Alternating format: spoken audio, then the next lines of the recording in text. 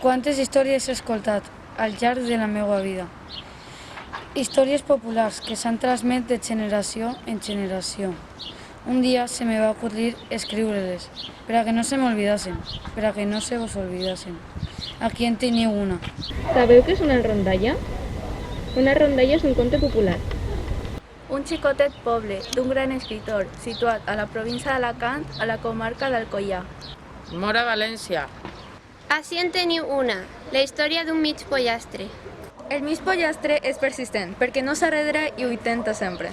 El mig pollastre es valora, s'accepta i creu en si mateix.